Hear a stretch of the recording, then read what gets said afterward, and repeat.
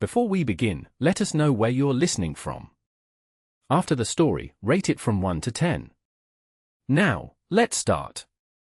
The sharp sting of salt spray across her face was the least of Ceridwen Abernethy's concerns as the longship cut through the choppy waters of the North Sea. Her wrists, bound with coarse rope, had been rubbed raw over the 7 days since the raiders had stormed her family's coastal estate in Northumbria. Her once fine blue gown was torn and stained with seawater, her auburn hair tangled with salt and wind. She sat among 20 other captives, men and women from her village, all destined for the slave markets of the north. Most wept quietly or stared vacantly at the endless grey horizon, but Ceridwen kept her chin high, her green eyes alert. The daughter of Lord Edmund Abernethy would not be broken so easily, even if her father now lay dead, cut down while defending their home. At the helm stood Rorik Ragnarson, his broad shoulders silhouetted against the pale sky as he guided the vessel toward the jagged coastline now appearing through the morning mist. Unlike the other raiders who laughed and boasted of their plunder, Rorik remained stoic, his weathered face betraying nothing of his thoughts. At 30 winters, he was the youngest ship captain in Jarl Halfdan's fleet, respected for his skill in battle and navigation but feared for his unflinching adherence to the old ways. "Land," called one of the warriors, pointing toward the approaching shoreline. "Heindler guides us home." Ceridwen studied the approaching coast, steep cliffs giving way to a protected bay where several other longships were already moored. Smoke rose from a cluster of buildings nestled in a valley beyond. Her new prison, Ravnfjord. As the ship glided into the sheltered harbor, Ceridwen observed the settlement with keen eyes. Unlike the crude barbarian camp she had imagined, Ravnfjord was a substantial village. Timber buildings with turf roofs lined a central path leading up from the shore. Children ran between workshops where craftsmen hammered metal and carved wood. Women in colorful aprons tended gardens or hung linens to dry in the weak spring sunlight. "Move," a burly warrior grunted, hauling Ceridwen to her feet as the ship bumped against the wooden dock.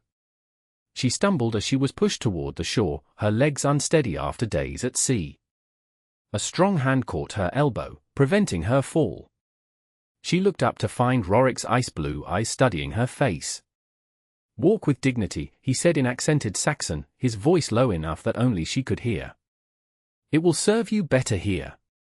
Before she could respond, he released her and strode ahead, shouting orders to his men in their guttural tongue. The captives were herded up the path toward the village, where curious onlookers gathered to inspect the raiders' latest bounty. At the center of the settlement stood a great hall, its timber walls carved with intricate patterns of intertwined beasts. Before its doors waited a tall man with a silver-streaked beard and a gold arm ring that marked his status. Beside him stood a woman of similar age, her keys hanging prominently from her belt, signifying her position as mistress of the household. "Jarl Halfdan," Rorik called, clasping forearms with the older man. "Odin has blessed our voyage." "So I see," the Jarl replied, his eyes moving over the line of captives. "A good haul from Saxon shores." "The farm by the monastery yielded well," Rorik reported. "Grain stores, livestock, silver, and these thralls." Ceridwen bristled at being counted among the plunder, like so many sacks of grain. When the Jarl's gaze fell upon her, she met it unflinchingly, even as the woman beside him stepped forward for a closer look. "This one has spirit," the woman observed, tilting Ceridwen's chin with a firm hand. "An unusual coloring. The red-gold hair will fetch a good price from traders bound for the eastern markets." "She is the daughter of the Saxon lord who owned the estate," Rorik said. "Educated. Speak some of our tongue." Ceridwen's eyes widened in surprise. She had indeed learned some Norse words from the traders who occasionally visited her father's lands, but she had been careful not to reveal this knowledge to her captors. The Jarl's wife, a slorg, Ceridwen would later learn, nodded thoughtfully. "She will serve in my household until the spring trading season. We shall see what skills she possesses beyond her pretty face." Thus began Ceridwen's life as a thrall in Ravnfjord. The captives were divided among the prominent households, with Ceridwen and 3 others assigned to the Jarl's great hall. Her first weeks were a blur of exhaustion and humiliation, scrubbing floors, hauling water, and learning to navigate the complex social hierarchy of a Viking household. Yet Ceridwen observed everything. She noted how a slorg managed the household with firm efficiency, how the free women commanded respect, how even thralls could eventually earn their freedom through loyal service or by saving to purchase it. Most importantly, she watched Rorik, who frequented the Jarl's table as a trusted captain and advisor. One evening, as she served mead during a feast celebrating the successful raids, she overheard a conversation that made her blood run cold. "The Wessex alliance grows stronger," the Jarl was saying to his council of warriors. "Their king gathers forces to push northward into our trading territories." "Let them come," growled a burly warrior named Ulf. "Their blood will water the fields of Northumbria." "It is not so simple," Rorik countered, his voice measured. "King Alfred is not like the others. He learns our ways, studies our tactics." The Saxon captured at Eoforwick spoke of royal alliances being forged through marriage. Ceridwen's hand trembled slightly as she refilled Rorik's horn. Her cousin was betrothed to Alfred's nephew. Could they be speaking of that alliance? "Careful, girl," Rorik murmured as mead sloshed over the rim. His eyes met hers with unexpected perception. "You understand more than you pretend." She lowered her gaze quickly. "I understand only that I serve at my master's pleasure, Lord." A ghost of a smile touched his lips. "Indeed. Yet your eyes speak what your tongue does not." Later that night, as Ceridwen spread fresh rushes on the floor of the women's sleeping area, a slorg approached her. "You are not like the other thralls," the older woman stated, watching as Ceridwen worked. "Your hands were not made for labor." Ceridwen stilled her movements. "I am what fate has made me, mistress." "Fate? Or the swords of our warriors?" A slorg sat on a nearby bench. "Tell me of your home, Saxon girl." Perhaps it was exhaustion, or perhaps a calculated risk, but Ceridwen decided on honesty. "My father was Lord Edmund Abernethy, advisor to the alderman of Northumbria. Our estate stood near the monastery of Lindisfarne." "A nobleman's daughter," a slorg nodded. "I thought as much." "And your mother?" "Dead these 10 years past. I managed my father's household since I was 14 summers. And now you are 20 winters, mistress." A slorg studied her thoughtfully. "Tomorrow you will help me with the weaving. Your fine fingers should be put to better use than scrubbing floors." The change in duties proved to be the first step in Ceridwen's shifting fortunes. Working alongside the free women at the looms, she demonstrated not only skill with textiles but knowledge of dyes and patterns that impressed even the most skilled weavers. When she conversed with them in halting Norse, correcting herself with determination, they began to treat her with grudging respect. Rorik noticed the change in her status. He found reasons to linger near the weaving shed, watching as she worked the intricate patterns that incorporated both Saxon and Norse designs. "You adapt quickly," he observed one afternoon, startling her as she sorted colored wool. "Survival requires adaptation," she replied, not looking up from her task. "Is that all it is? Survival?" He leaned against the doorframe, blocking the light. "Not curiosity about our ways." Now she did look up, a challenge in her green eyes. "Should I be curious about the customs of those who murdered my father and enslaved my people?" Instead of anger, his face showed something like appreciation. "Honesty. Good. There is too little of that, even among free folk." He straightened. "The Jarl rides tomorrow to settle a boundary dispute. I am charged with the safety of the settlement while he is gone." She wasn't sure why he was telling her this. "I wish you success in your duties." "Walk with me," he said suddenly. It wasn't a request a thrall could refuse, though the command surprised her. Setting aside her work, she followed him out into the spring sunshine. They walked in silence past the craftsmen's workshops toward the edge of the settlement, where a stone outcropping provided a view of the fjord below. "You hate us," Rorik said finally. "That is your right. But hate clouds judgment, and you will need clear thoughts in the days ahead." "What do you mean?" He turned to face her. "War is coming, Ceridwen Abernethy. Not just raids, but true war between your people and mine. When it comes, those caught between worlds will suffer most. The use of her full name sent a chill through her. I am not caught between worlds. I know exactly where I stand. Do you? His gaze was penetrating. You speak our language now. You weave our patterns. You have earned a slog's trust, no small feat. The children follow you for your stories. You are changing, just as our world is changing. I remain who I have always been, she insisted. No one remains unchanged by fate's currents. He looked out over the water. I was once a farmer's son with no thought beyond our small plot of land. Then came the drought, the hunger, and finally the call to join the raids. Each step changed me. This glimpse of his past surprised her. Why are you telling me this? Because I see something in you that reminds me of myself. He turned back to her. The ability to observe, to adapt, to survive without surrendering what matters most. Their eyes held for a long moment, and Ceridwen felt an unwelcome flutter in her chest. This man was her enemy, part of the force that had destroyed her life. Yet in that moment, she recognized him as something more complex, a man shaped by circumstances just as she had been. The moment was broken by shouts from the harbor. A ship was approaching, not one of their own. Irish traders, Rorik said, squinting at the distant vessel. Earlier than expected. He glanced at her. Return to the hall. Tell a slog to prepare for guests. That evening, the great hall was filled with the sound of foreign voices as the Irish traders shared news and negotiated exchanges of amber, furs, and silver. Ceridwen served mead and listened carefully to their talk of movements along the coast, Saxon ships patrolling more frequently, whispers of alliances forming against the Norse settlements. One trader, his beard streaked with grey, spoke directly to the Jarl. There are rumours from Wessex about a royal heir missing from Northumbria. A substantial reward is offered for information. Ceridwen nearly dropped the picture she was carrying. Could they be speaking of her cousin Elfric? Or was there another royal connection she didn't know about? The Saxon kings are always squabbling over succession, the Jarl replied dismissively.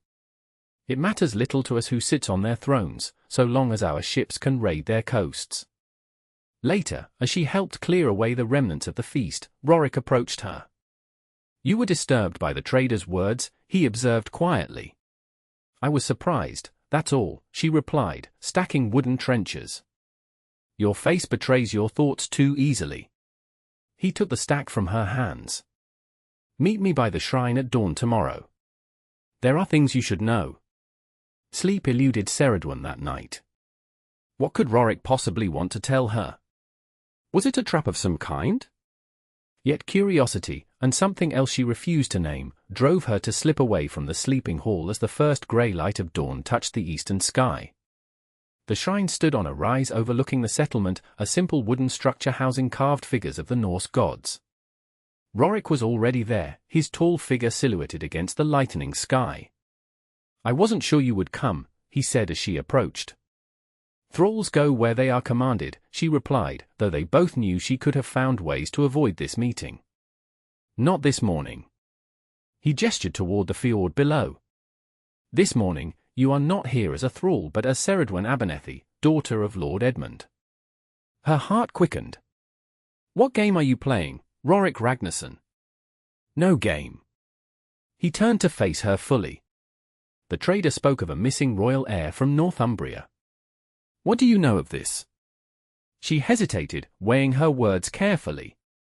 My father was advisor to the alderman, not of royal blood himself. Yet your mother was. The statement hit her like a physical blow. How could you possibly? Your mother was Rhiannon of the House of Aela, was she not? Granddaughter to the last king of Northumbria before the Norse conquered York. Ceridwen's legs felt suddenly weak. Few knew of her mother's lineage, her father had kept it quiet after the fall of the Northumbrian kingdom decades ago, when such connections had become dangerous. Who told you this? She whispered. The monastery records. Before we burned the place, I had our scribe copy certain documents. His expression was unreadable in the dim light. I make it my business to know who we capture. Why? What possible importance could my bloodline have to you? Perhaps none. Perhaps everything. He stepped closer. The political landscape is shifting. Alfred of Wessex builds alliances, strengthens his forces. The Norse holdings in your lands grow vulnerable. A claimant to the old Northumbrian throne could be valuable to many parties. Understanding dawned with terrible clarity. You mean to ransom me? That would be the practical choice. His voice was steady. You could fetch a price that would buy 10 ships and crew them for a year. Then why haven't you? Why am I still here, weaving and serving mead, instead of being paraded before Saxon nobles? Because I am not certain it is the wisest course. He turned away, looking toward the rising sun. War benefits arms dealers and glory seekers. It devours the lives of common folk. Perhaps there are paths that do not lead to more bloodshed. Before she could question him further, the sound of a horn echoed across the settlement. Rorik's posture changed instantly, alert and focused. The Jarl returns early, he said. We must go back. Rorik, she caught his arm as he turned to leave. If what you say is true, I cannot remain here as a thrall. Others will learn of my heritage. I will become a prize to be fought over. His hand covered hers briefly. Trust that I see more moves ahead in this game than most. Return to your duties and speak of this to no one. The Jarl's return brought unexpected news. A messenger had intercepted his party with word that Danish forces to the south were preparing for a major offensive against Wessex. All Norse settlements were called to contribute warriors to the cause. That evening, the great hall buzzed with excitement as men volunteered for the campaign. Ceridwen moved among them, filling drinking horns while straining to hear the details of the planned assault. If Alfred's forces were to be attacked, her people, her family's allies, would be in grave danger. As she passed behind Rorik's seat, he spoke without turning. Meet me at the old oak by the stream when the night meal is done. She acknowledged with the slightest nod and continued her duties. Hours later, when the hall had quieted and most had retired to their beds full of mead and battle dreams, she slipped away to the meeting place. The ancient oak stood sentinel over a small stream that provided the settlement with fresh water. Rorik waited in its shadow, his face grave in the moonlight. Things move more quickly than I anticipated, he said without preamble. The Jarl has named me to lead our contingent south. When do you leave? 3 days hence. He paced before her. Ceridwen, I must ask something of you that goes against your loyalty to your people. She stiffened. I will not betray my homeland. I'm not asking you to. He stopped pacing. I'm asking you to help prevent a slaughter. How? By writing a message in your Saxon tongue, warning of the coming attack. He held up a hand as she began to protest. Not detailed battle plans, I am no traitor to my people, but enough that Alfred's forces won't be caught completely unaware. Ceridwen stared at him in confusion. Why would you do this? Why warn your enemy? Because this conflict serves only the ambitions of kings and jarls, not the common folk who bleed and die for their glory. His voice held unexpected passion. Because I have seen enough death to last 10 lifetimes. And why involve me? Surely you could find another Saxon thrall to write your message. None with connections to Alfred's court. None whose word would be heeded. He stepped closer. And none I trust as I have come to trust you. The admission hung between them in the cool night air. Ceridwen searched his face for deception but found only intensity and something else, a vulnerability that caught her off guard. This is treason, she said softly. For both of us. Yes. If we're discovered, I will be executed as a traitor. You will likely face the same fate, royal blood or no. She took a deep breath. Then we must not be discovered. Over the next 2 days, as the settlement prepared for the departure of its warriors, Ceridwen and Rorik met in secret to compose the message. She wrote carefully on a small piece of vellum, using coded references that only those familiar with her father's diplomatic correspondence would recognize. This will reach Alfred's court, she asked as she handed him the finished document. I have arranged for it to pass through trusted hands." He tucked the message into a small leather pouch. "Irish traders who value silver over political allegiances." On the eve of the warrior's departure, the settlement held a great feast. The mead flowed freely as skalds recited poems of past glories and prophesied of victories to come. Ceridwen moved through the crowded hall, aware that this might be the last time she saw many of these faces. When she passed Rorik's seat, he caught her wrist, the touch sending an unbidden warmth through her body. "Serve at our table a while," he said, loud enough for others to hear. Then, as she leaned to fill his horn, he whispered, "The western shore, at midnight." She gave no sign of having heard, but her heart pounded as she continued her duties. What more could he possibly have to tell her that couldn't wait until his return? When the celebration finally wound down and the household settled into sleep, Ceridwen made her way cautiously to the western shore of the fjord. The night was clear, stars reflected in the still water as she picked her way along the rocky beach. Rorik emerged from the shadows of a small boat shed. In the moonlight, without his armor and weapons, he seemed different, less the Viking warrior and more simply a man, uncertain and mortal. "You came," he said. "Did you doubt I would?" "I doubt many things these days." He gestured toward a flat rock. "Sit with me a while." They sat side by side, looking out over the dark water. For a time, neither spoke, content in a silence that felt surprisingly comfortable. "I may not return from this campaign," Rorik finally said. The great Rorik Ragnarson, afraid of battle, she attempted to keep her tone light. "Not afraid of battle. Afraid of what comes after." He turned to face her. "The world is changing, Ceridwen. The old ways fade, new powers rise.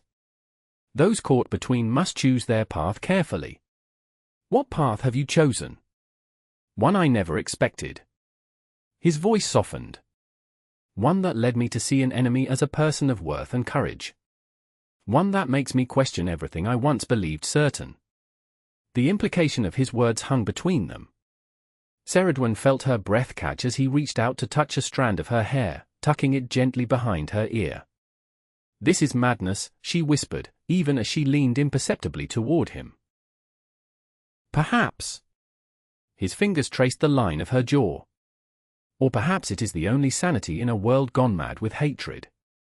When his lips met hers, the shock of it, the rightness of it, left her trembling. The kiss was gentle, questioning, giving her every chance to pull away. Instead, she found herself responding, her hands rising to rest against his chest. When they finally parted, Rorik pressed his forehead to hers. "If I return," he said softly, "I will find a way to secure your freedom. If I do not," he pressed a small iron key into her palm, "this opens the sea chest in my dwelling. Inside is enough silver to purchase your passage home, and documents proving your lineage. Rorik, promise me you'll use it if necessary." She closed her fingers around the key. "I promise." They parted with the weight of unspoken words between them, each knowing that the dawn would bring separation and uncertain fates. The warrior's departure the next morning was a spectacle of pageantry and solemnity. The women of the settlement lined the path to the shore, some weeping openly, others maintaining stoic expressions as they bid farewell to husbands, sons, and brothers. Ceridwen stood among the thralls, watching as Rorik took his place in the lead ship beside the Jarl. Just before he stepped aboard, his eyes found hers in the crowd. No words were exchanged, but in that look was a promise that transcended the chasm of their different worlds. As the fleet of longships disappeared into the horizon, Ceridwen felt a strange hollowness in her chest. The man she should hate above all others had become something different to her, something she dared not name, even to herself. The settlement fell into the quieter rhythms of life without its warriors. Under Aslauga's direction, Ceridwen's responsibilities increased. She now supervised the younger thralls in the weaving shed, her skill with patterns and designs having earned her a position of relative authority. Weeks passed with no word from the war party. Then, as the summer solstice approached, a single ship appeared in the fjord, not one of their own, but an Irish trading vessel. It brought news that chilled the blood of every person in Ravnfjord. The combined Norse forces had met Alfred's army at a place the Saxons called Eddington. The battle had been devastating. The Viking shield wall had broken under the disciplined assault of Alfred's forces. Hundreds had fallen, including many of Ravnfjord's warriors. And the Jarl? Aslauge demanded, her face ashen as she gripped the trader's arm. What of Halfdan? Killed in the first charge, the trader reported grimly. He died with honor, they say, with many enemies sent to the afterlife before him. And Rorik Ragnarson? Ceridwen couldn't stop herself from asking. The captain of the lead ship? The trader shook his head. Many bodies were not recovered. Some say he fell defending the Jarl. Others claim he was taken prisoner. The truth? Only the ravens who feasted on the battlefield know for certain. That night, as the settlement mourned its losses, Ceridwen slipped away to Rorik's dwelling, a modest structure near the shore. The iron key fit perfectly into the lock of the sea chest he had described. Inside, as promised, was a leather pouch heavy with silver and a sealed parchment bearing her family's crest. With trembling fingers, she broke the seal and unfolded the document. It was written in Latin, a formal declaration of her lineage tracing back to the royal house of Northumbria. How Rorik had obtained such a document, she couldn't imagine. Also in the chest was something unexpected, a small wooden carving of a raven in flight, clearly made by Rorik's own hand. The sight of it brought tears to her eyes. She clutched it to her chest, allowing herself a moment of grief for the man who had been her enemy, her ally, and finally something much more complex. The weeks that followed brought more ships home, damaged, carrying fewer men than had departed. The survivors told of the battle's horrors, of Alfred's unexpected tactics, of the rout that had scattered the Norse forces across the Saxon countryside. As summer waned, Ravnfjord faced a harsh reality. With the Jarl dead and no clear successor, with their fighting force diminished and winter approaching, the settlement's future looked bleak. Some spoke of abandoning their homes, returning to Denmark or Norway. Others argued for consolidating with nearby Norse settlements for mutual protection. In this atmosphere of uncertainty, Ceridwen made her decision. Using her position of trust in Aslauge's household, she gathered supplies and made discreet arrangements with a merchant ship bound for the Saxon coast. She would use Rorik's silver to book passage, then make her way to her cousin's estate in Wessex. The night before her planned departure, as she made final preparations in the weaving shed, the settlement's warning horn sounded. A ship was approaching, a Norse vessel, but not one of their own. The entire settlement gathered at the shore as the ship docked. From its deck emerged a tall figure supported by two others, his leg bandaged, his face gaunt with exhaustion, but unmistakably alive. Rorik Ragnarson had returned. Ceridwen hung back as the survivors rushed to greet him, peppered him with questions about the fate of other missing warriors. She watched as he spoke briefly with Aslauge, then scanned the crowd until his eyes found hers. Even across the distance, she could see the relief in his expression. Later that night, after the initial commotion had settled and Rorik had been installed in the healer's quarters to tend to his wounded leg, Ceridwen found a way to visit him. She brought a tray of food, a plausible excuse for any who might question her presence. "You're alive," she said simply as she set down the tray beside his bed. Disappointed?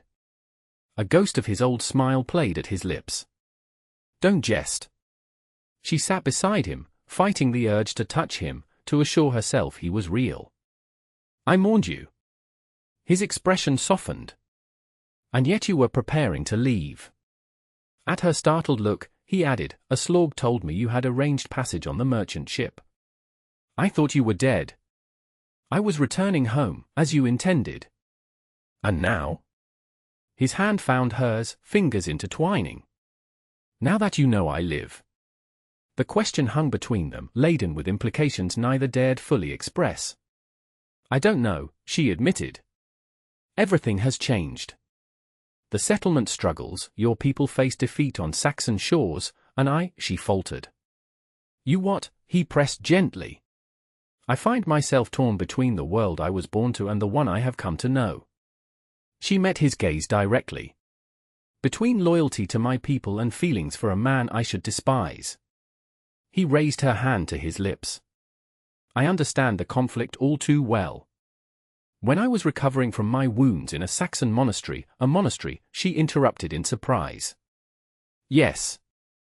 After the battle, I was found half dead by Saxon monks. They tended me, not as an enemy but as a man in need. His eyes grew distant with the memory. They spoke of their god who taught love of enemies. I thought it madness at first, but then. He looked at her meaningfully.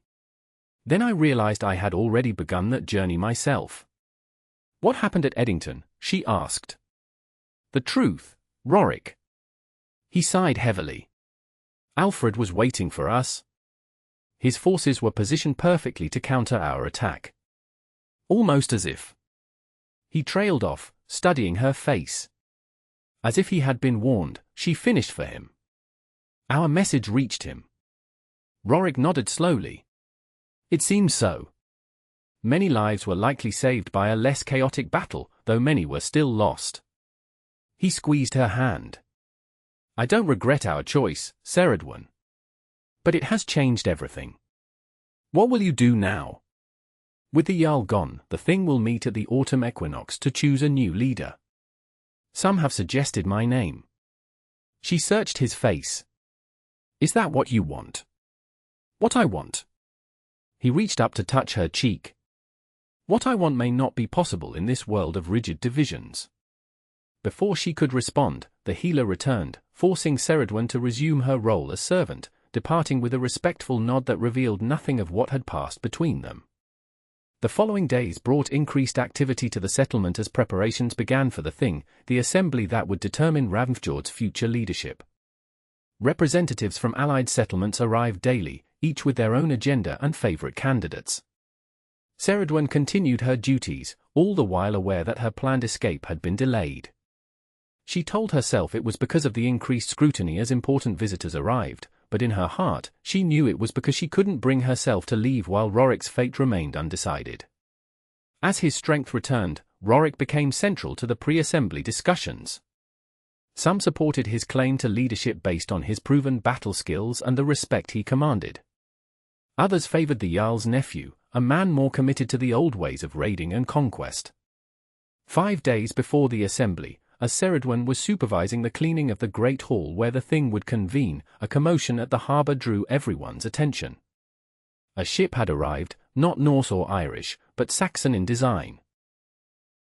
Under a flag of truce, a small delegation disembarked. At their head was a man Ceridwen recognized instantly, her father's friend, then Oswald of Bamburgh, a powerful nobleman from Northumbria. The settlement buzzed with speculation as the Saxon delegation was escorted to the Great Hall. Ceridwen kept to the shadows, her heart racing. Why would Saxon nobles come to Ravnfjord under truce? Could they somehow know of her presence here? Her questions were answered sooner than expected. As she helped serve the formal meal prepared for the visitors, she heard then Oswald explain his mission.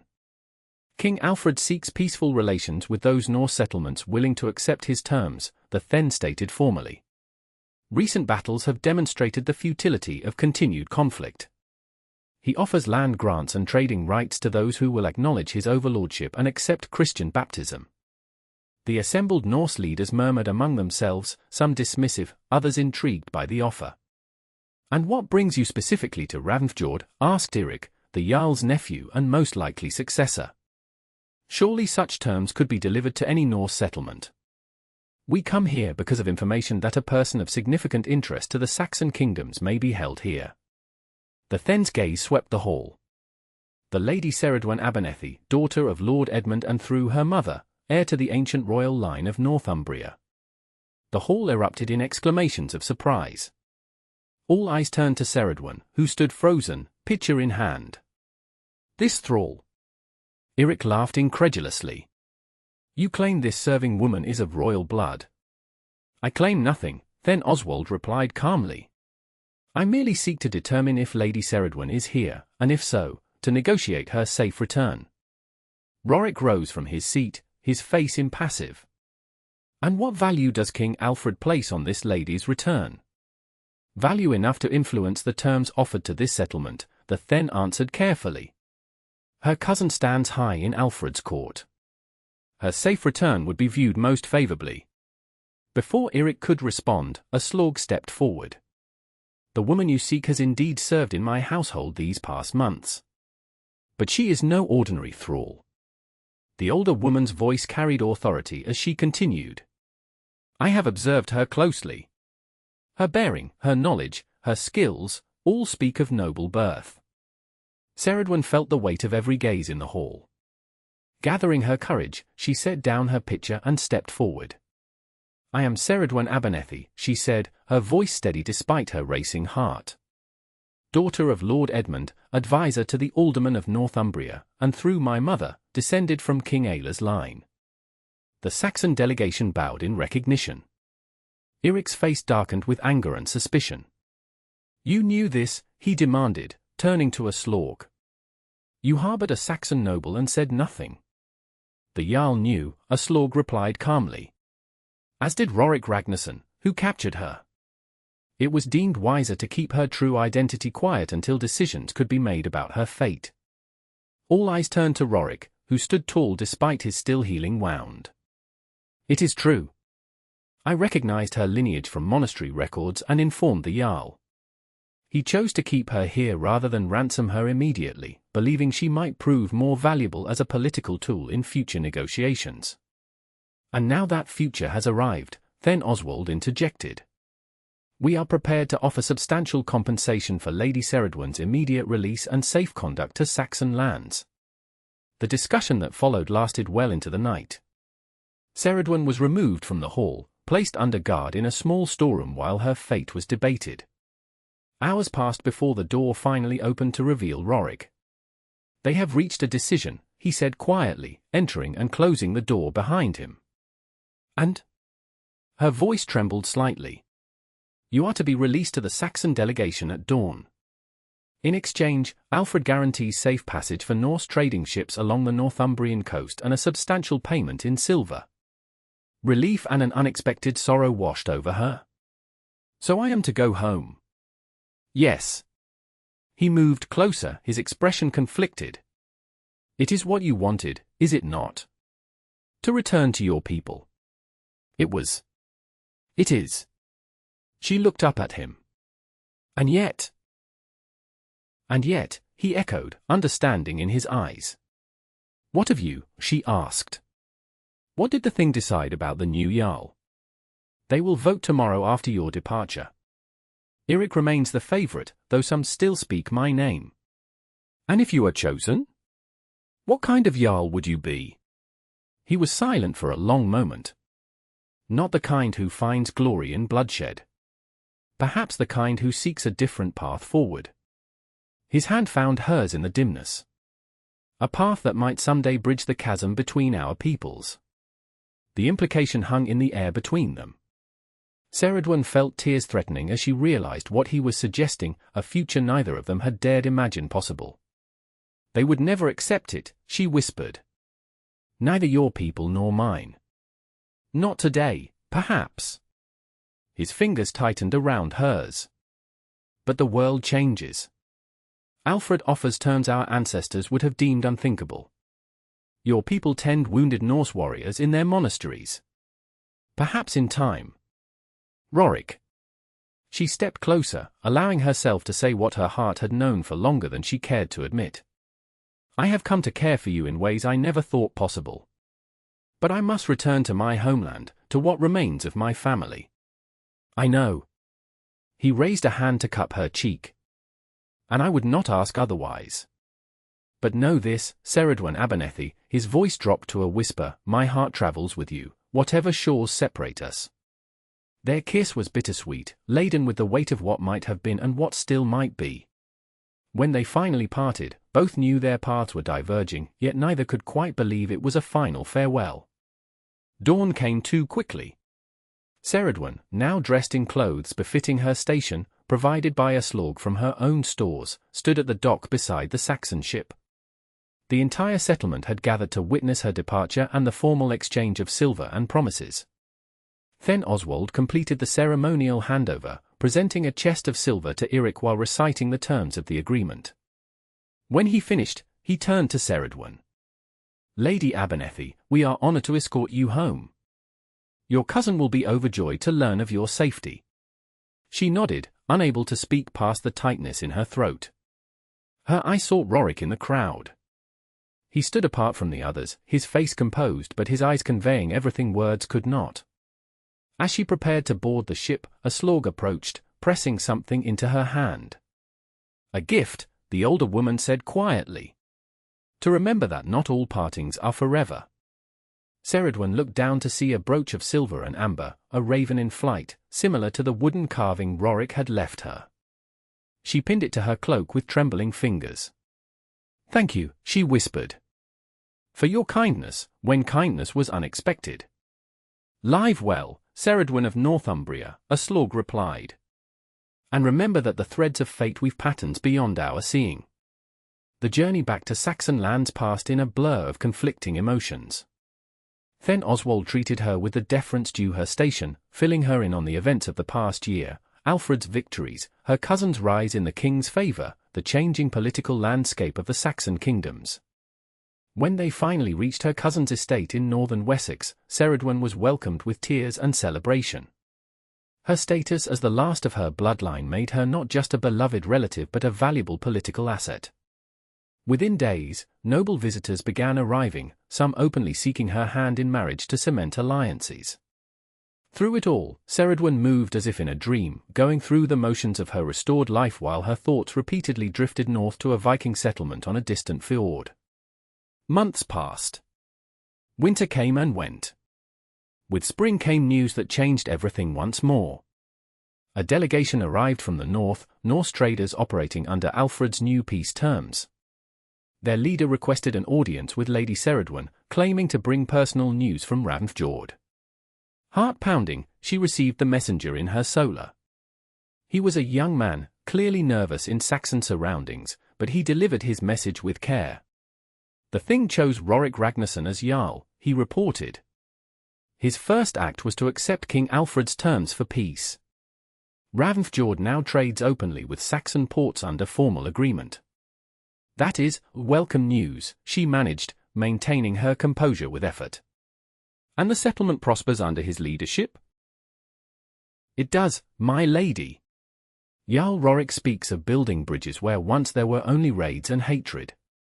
The young man hesitated, then added, "He asked me to give you this, should I be granted an audience." He handed her a small wooden box carved with intricate knotwork. Inside lay a letter sealed with wax bearing the impression of a raven in flight. Alone later, Ceridwen broke the seal with trembling fingers. Ceridwen, ***, words on parchment are poor substitutes for what I would say to you in person, yet they must suffice for now. Ravnfjord changes. We build trading ships instead of raiders. We forge agreements instead of weapons. Some resist, clinging to the old ways, but many see the wisdom in this new path. ***, I write not only as Jarl, but as a man who finds himself standing at the threshold of what once seemed impossible. King Alfred has proposed a formal alliance between our peoples, to be sealed in the traditional manner, through marriage between our houses. ***, he suggests a union between the new Jarl of Ravnfjord and a lady of Saxon royal lineage would symbolize the joining of our people's futures. A lady whose courage and wisdom have already bridged the divide between our worlds. ***, I offer you not a thrall's submission but a Jarl's pledge, equal partners in building something new from the ruins of old hatreds. I ask you to consider returning to Ravnfjord not as captive but as its lady, helping to forge a future where children of both our bloodlines might grow without the shadow of endless war. ***, the messenger awaits your answer, but know this, whatever you decide, the path between our shores now stands open. ***, yours in this world and beyond. ***, Rorik ***, Ceridwen read the letter 3 times, her vision blurring with tears. Outside her window, spring buds were opening on the apple trees, new life emerging after winter's long dormancy. She thought of her father, who had taught her that true nobility lay in wisdom rather than warfare. She thought of her time in Ravnfjord, not just the hardship of captivity but the unexpected moments of connection, of learning, of growth. Most of all, she thought of Rorik, the enemy who had become so much more, the man who dared imagine a world beyond the bloody cycle of raid and revenge. 2 weeks later, a ship sailed north from a Saxon port, carrying a noblewoman and her small retinue. At its bow stood Ceridwen Abernethy, her red-gold hair catching the sunlight as she faced the horizon where sea met sky. Around her neck hung a simple cord from which dangled two tokens, a wooden raven and a silver ring bearing the intertwined symbols of two ancient bloodlines. She was going home, not to the home of her birth, but to the one she had chosen. To a future built not on the certainties of tradition but on the bolder foundations of love that had transcended the barriers of culture and history. As the Saxon coastline receded behind her, Ceridwen smiled into the salt spray, her heart sailing ahead to the fjord where Rorik waited, the Viking raider who had captured far more than a royal hostage, and the man who had taught her that the greatest conquests were not of land or treasure, but of the human heart. Rate this story from 1 to 10. Where are you listening from?